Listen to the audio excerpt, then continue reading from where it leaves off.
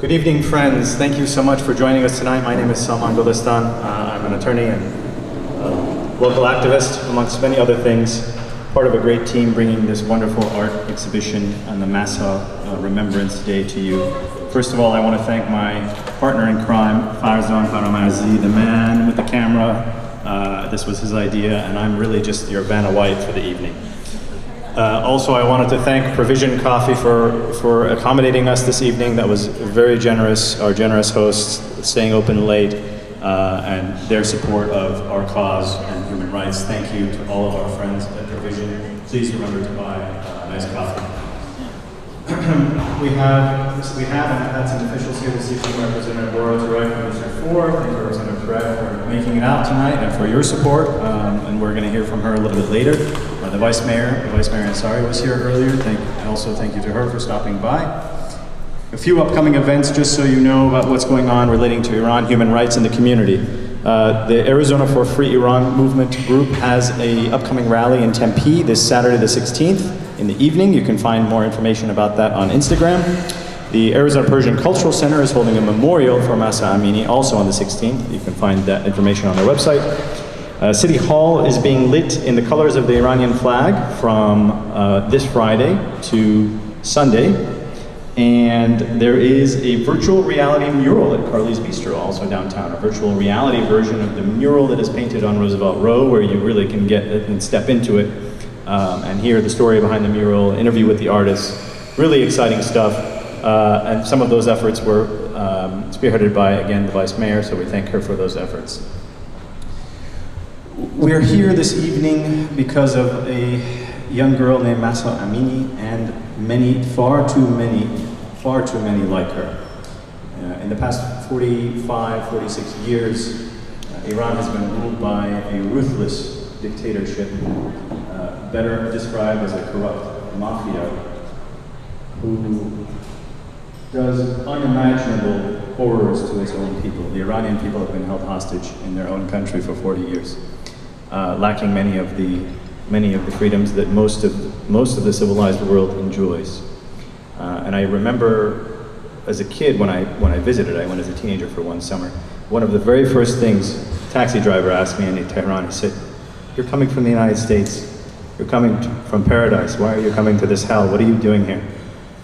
And that image, that phrase has stayed with me for a very, very long time. And that's the reality for 85 million people living under a dictatorship that takes away all of their freedoms, their personal rights, their legal rights, their right to dance, their right to sing, their right to ride bicycles, their right to pursue a profession of their choosing, and discriminates against all groups of people, women especially, religious minorities, ethnic minorities.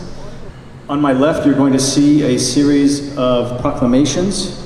Some of these were achieved by the Arizona for Free Iran group earlier this year from the House and the Senate of the state of Arizona. We also have proclamations from the mayor of the city of Phoenix, declaring September 16th Mahsa Day, proclamation from the mayor of Tempe, declaring September 16th Mahsa Day, and a proclamation from the governor of Arizona, declaring September 16th Women, Life, Freedom Day, with the first proclamation of its kind at the state level in the United States. So we want to thank all of the officials who have stood up and spoken out and supported the Iranian women and the Iranian people's quest and determination for human rights, freedom, and democracy. And thank you all for coming here tonight. So next we're going to hear first from Representative Laura Turek. She's going to say a few words. She's been a fierce champion of ours. Her name is signed on that proclamation to my left. Well, thank you so much. Hello, everyone. I'm State House Representative Laura Turek, and it's an honor, it's a real honor to be here and be in community with all of you. And I thought a lot about what I wanted to say. I do want to keep my remarks brief so that we can hear from all of you and from the community. And I think what I landed on is the theme of resilience. And doing this work and engaging in this fight and standing up for the women, for the people of Iran is hard, and it's heartbreaking, and it weighs heavy, I think, on all of our hearts, especially those of you who have family there, have been there. And it can be really difficult to maintain hope and optimism and the strength to carry on through this enormous struggle. But we do so in community and in partnership and in sisterhood. No matter what our backgrounds are or where we come from, I think we can all be united in standing up and saying that an injustice anywhere is a threat to justice everywhere. So truly it is an honor to stand here and be with you in this fight. I wish we did not have to engage in this, but I'm hopeful that the more we can do at the local level, raising awareness, talking about this, keeping it at the forefront of people's minds, will move the needle forward. It was my absolute honor earlier this year, along with my colleague, Representative David Cook, to issue this proclamation, and that work will not end. We will continue to put this in the forefront, and I look forward to more legislative actions, partnership with other levels of government next year. So my heart is happy to be here. I wish I didn't have to be. I wish we were here under different circumstances, but thank you very much. It's an honor to stand here and be in partnership and community, and I look forward to hearing from the artists and from all of you. So thank you very much.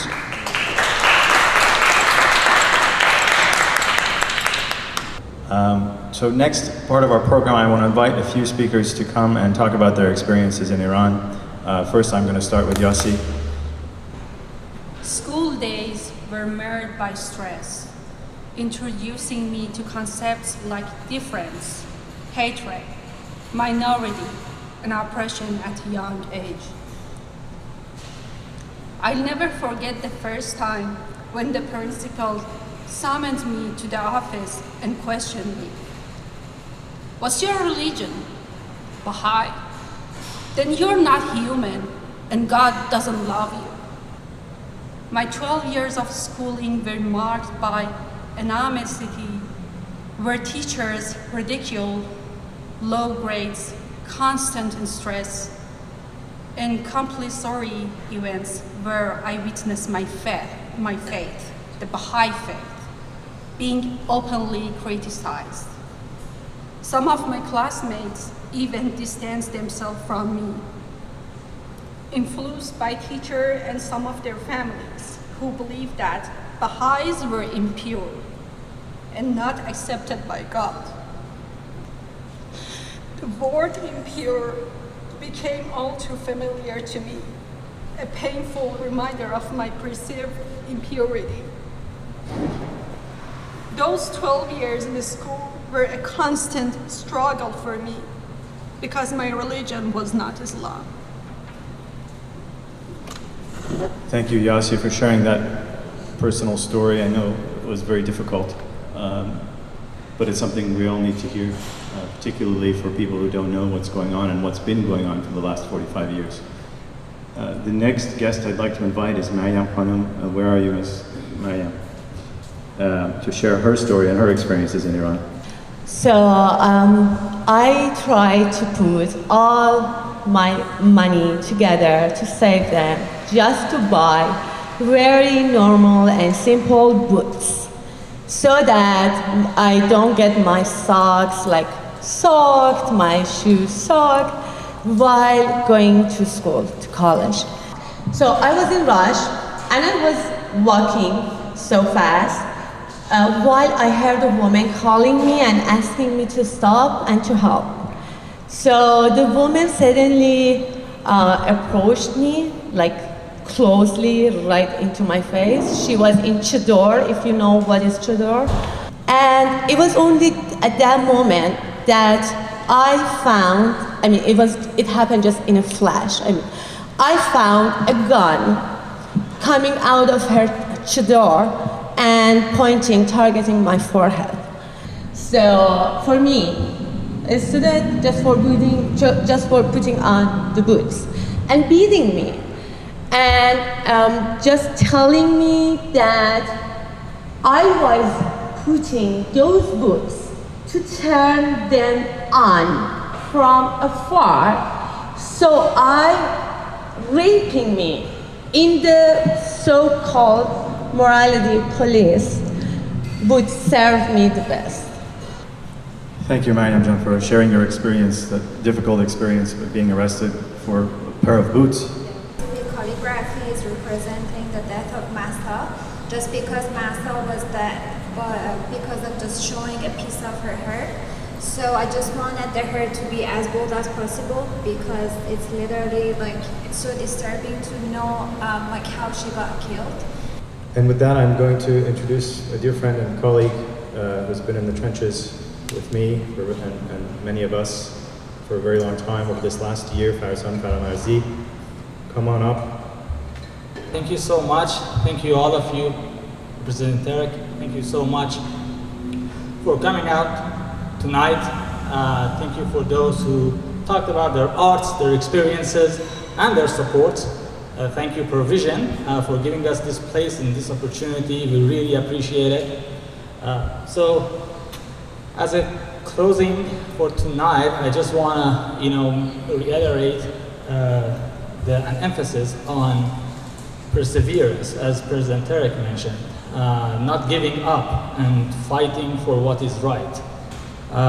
Women's right, human rights, these are the rights that the people of Iran, the women of Iran, and the women of Afghanistan as well, they are deprived of. We are witnessing a gender apartheid regime, both in Afghanistan and in Iran, and we need to fight that.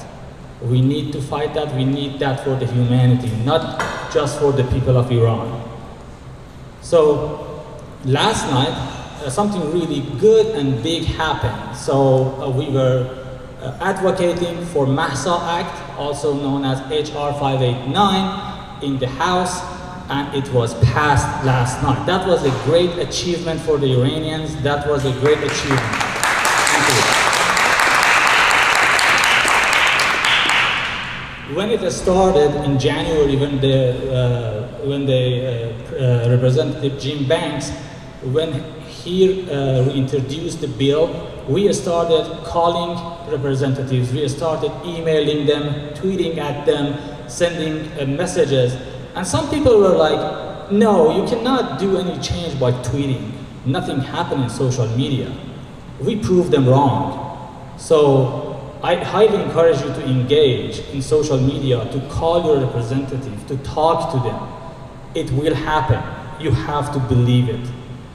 The other thing, there is a companion bill in the Congress, S-2626. So now we are calling our congressmen and congresswomen to ask them to co-sponsor the bill and bring it to the floor. So that's the next step. Again, I highly encourage you to call your congressperson, ask them to co-sponsor S-2626. Hopefully we hear some great news soon, and hopefully we witness the freedom in Iran and in Afghanistan, and where the people can achieve their basic rights. Thank you so much.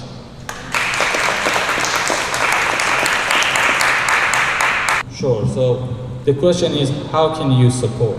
So I have, on this one, it says, you can help, and there are a few things. So for example, you can help. I'm a huge believer in social media. You can follow certain hashtags to get information about what is going on. So for example, hashtag Mahsa Act, hashtag Mahsa Amini, obviously, hashtag Women Life Freedom, and these days you can follow hashtag Mahsa Day, so you get all the latest news. So this is, I believe, the first step. Keep yourself up to date. The other one, as I mentioned before, engage with your leaders in the community, engage with your congressman and congresswoman, engage at the local level and the federal level, and make sure they hear your requests. Make sure you voice your concerns about the Islamic Republic and the terrorism they are exporting around the world. The next one is doing this. Just gather, believe in community and gather and support each other. Thank you.